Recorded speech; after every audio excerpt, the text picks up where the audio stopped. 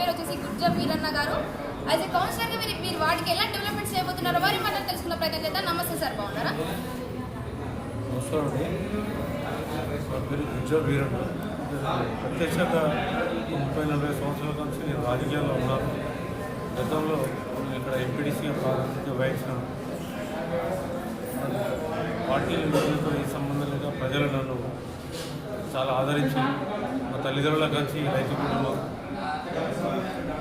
మూడో ward general seat రిజర్వేషన్గా రావడం జరిగింది. కానీ అక్కడ ఎక్కువ 600-900 ఓట్ల కాన్స్టిట్యూషన్ అది. ఓకే సార్, గత 20 ఏళ్ల నుంచి రాజకీయ అనుభవం మీరు చూస్తూ వస్తున్నారు. ఇప్పుడు యాజ్ ఎ కౌన్సిలర్గా మీరు నిలబడబోతున్నారు.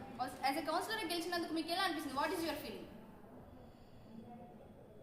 మేడం, ఒకటే, ఇది నేను అన్ఎక్స్పెక్టెడ్గా జనరల్ స్థానం కావడంతో ఇతనైతే అక్కడ ప్రజలతో సుసంబంధాలు లేని చెప్పి గౌరవనీయులు మాజీ శాసనసభ్యులు ఆర్ రమేష్ గారు, దయాకర్ గారు, పెద్దలు మాజీ మంత్రి గారు, నువ్వైతే బాగుంటుందని చెప్పి నన్ను చూజ్ చేయడం జరిగింది. దాంతోపాటు అక్కడ ఉన్న కార్యకర్తలు అక్కడ ఓటర్లు నన్ను చాలా సపోర్ట్ చేసి గెలిపించింది. చాలా ఇబ్బందులు అయితే ఉన్నాయి, చాలా పెరిగిపోయినాయి అక్కడ సమస్యలు. నేను ఇందాక చెప్పాను, 100 అయితే చేస్తాను, గ్యారెంటీ అయితే ఇవ్వలేను. ఇప్పుడు మేము అధికారంలో లేవు. ఒక 1 year 2 years కనుక అయ్యేది ఉంటే నేను రమేష్ అన్న మంత్రిగా చూస్తాను అనుకుంటున్నా. ఆయన దగ్గర కొట్లాడి ఆ నిజవర్గంలో పొద్దున సాయంత్రం తెచ్చి ఆ పని అయ్యేంత వరకు నేను నిద్రపోను. నేను కౌన్సిలర్గా చేసే బాధ్యతలు అయితే పక్కా సైడ్ రైళ్ళు, తాగునీరు, స్ట్రీట్ లైట్లు, ఇవి నా నైతిక బాధ్యత కాబట్టి పక్కా చేస్తా. ఇండ్ల గురించి నేను పెద్దలు ఆర్ రమేష్ సూచన మేరకు ఆర్ రమేష్ వారి అభిప్రాయాలు మినిమం ఒక 78 ముందుకు వస్తున్నారు. పేదలు వాళ్ళు కొంతమంది ఇసుక లేబర్ మీద ఆధారపడుతున్నారు, అమాలి లేబర్ మీద ఆధారపడుతున్నారు. పొద్దున్న దాకా భార్య భర్తలు కష్టపడితే కూడా పిల్లలను చదివించుకునే పరిస్థితి ఉంది అక్కడ. కనీసం ఒక సినిమా కానీ, కనీసం ఒక పిల్లలకు ఒక బట్టలు కొనిద్దామన్న అక్కడ సిచ్యువేషన్ ఉంటే నాకు చాలామంది పిల్లలు ఒక ఇంపార్టెంట్ విషయం ఏంటంటే, నేను ఒక మినిమం 18 నుంచి 20 సంవత్సరాలు డిగ్రీ పీజీ చేసిన స్టూడెంట్స్ అవ్వడం లేడీస్ పిల్లలు. ఆ రోజు మా మిస్సెస్, నా లైఫ్ పార్ట్నర్, ఆమె వాడలో తిరుగుతుంటే మా బాబు యూఎస్లో ఉంటాడు, మా పాప కూడా చూసింది. వాళ్ళ కుటుంబాలు ఎట్లా ఉన్నాయంటే, తల్లిదండ్రులు లిక్కర్కి అలవాటై తండ్రులు చనిపోయి, తల్లి ఫీజులు కట్టలేక, తల్లిని ఇబ్బంది పెట్టలేక, అమ్మాయిలు కొంచెం బాధపడుతున్నది ఎవరు అడగలేక నేను గ్రహించిన ఒక 5-6 కుటుంబాలను నేను మా పిల్లలతో డిస్కస్ చేసి నేను ఇయర్లీ ఒక 10 మంది లేడీస్ని ఎన్నుకుంటా. పీజీ అయిపోయినాక ఇంటర్వ్యూస్ కానీ, కనీసం ఎంట్రన్స్ ఫీజు కట్టలేక ఇబ్బంది పడే వాళ్ళకు నేను ఇయర్లీ 10 నుంచి 15,000 ఒక 10 మందికి ఇస్తామని చెప్పి మాట్లాడడం జరిగింది. అది నా వ్యక్తిగత విషయాలు. లేడీస్కు, ఓన్లీ లేడీస్కు. ఇక్కడ యువత ఎట్లున్నదంటే, పొద్దుగాల 9 గంటలకే 10 గంటలకే తాగి ఇవ్వబడుతున్నారు. యువత నాకు గడుస్తున్నారు, అవతల పార్టీ గడుస్తున్నారు, అంత గడుస్తున్నారు. వాళ్ళతో చాలా డిస్టర్బెన్స్ అయినారు. కాకపోతే కొంత షార్ట్లీ ఒక 5 daysలోనే కొంత మార్పు తెచ్చిన వాళ్ళ దగ్గర. వాళ్ళకి ఆట వస్తువులు కూడా ఇచ్చిన, వాళ్ళు అడగలేదు. మేము 10 మంది ఉన్నాం సార్, అక్కడ బీర్లు తాగుతాం, బాగా చెప్పండి అని చెప్పి. అది కాదు, మీరు ఆడుకుంటారా చెప్పండి, మీకు జిమ్ కావాలో చెప్పండి, మీరు జిమ్ రూమ్ తీసుకోండి. ఇది నా పర్సనల్, నా వ్యక్తిగతంగా ఆలోచనతోనే నేను చెప్పని చెప్పిన.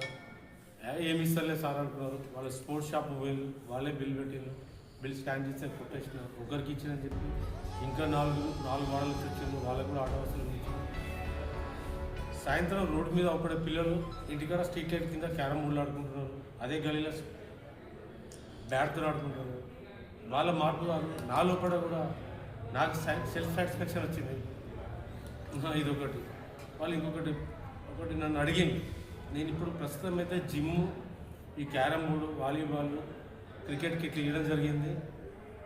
సాయంత్రం పూట నేను పోతే ఇక్కడ 10 మంది ఆడుకున్నా సార్, వాళ్ళు ఆడగించాలంటే ఇంకొక 5 ఇచ్చిన. మళ్ళీ యువతను రోడ్డు మీద అవ్వడకుండానైతే అప్పటితో ఇంకా మార్పు తెస్తా అనుకుంటున్నాను.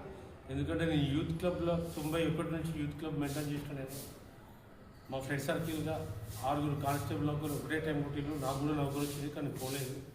యూత్ అంటే ఒక స్పిరిట్గా ఉండాలి. ఒక ఇద్దరు పిల్లలు కనుక ఇప్పుడు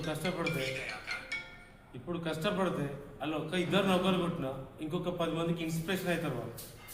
నేను గతంలో 30 ఏళ్ళ కింద నేను చూసిన నా దోస్తులు ఇదే ఊళ్ళో ఉన్నారు, ఆర్మీ ఏఆర్ కానిస్టేబుల్గా ఉన్నారు, ఇక్కడ ఇదే ఆర్ రమేష్కు ప్రాతినిధ్యం వహిస్తున్నారు, వాళ్ళు బ్యాగరావు దగ్గర ఉన్నారు, అవపడుతున్నారు.